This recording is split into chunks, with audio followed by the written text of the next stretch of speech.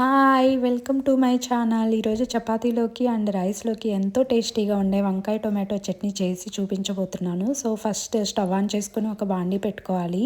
దాంట్లో ఒక స్పూన్ ధనియాలు వేసుకొని ఫ్రై చేసుకున్నాక వంకాయ ముక్కలు, అలాగే 1 టొమాటో, కొంచెం ఆనియన్ అండ్ 5 గ్రీన్ చిల్లీస్, అలాగే కొంచెం కొత్తిమీర కాడలతో సహా వేసుకోండి. టేస్ట్ బావుంటుంది.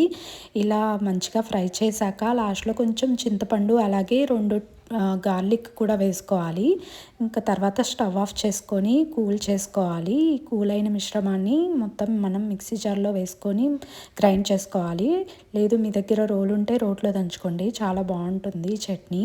సో, దీంట్లోకి ఇప్పుడు తాలింపు వేసుకుందాం. నేను అదే బండిలో ఒక స్పూన్ ఆయిల్ వేశాను. తర్వాత తాలింపు దినుసులన్నీ వేసాను. తర్వాత మొత్తం ఫ్రై అయ్యాక ఆనియన్ అండ్ కరివేపాకు వేసేసుకొని ఈ మిశ్రమాన్ని చట్నీలో వేసేసుకొని మిక్స్ చేసుకోవాలి. సో, ఇది రైస్‌లోకి చాలా టేస్టీగా ఉంటుంది. అలాగే చపాతీలోకి కూడా బావుంటుంది. వేడివేడి అన్నంలో ఈ చట్నీ అండ్ నెయ్యి వేసుకొని తింటే చాలా టేస్టీగా ఉంటుంది.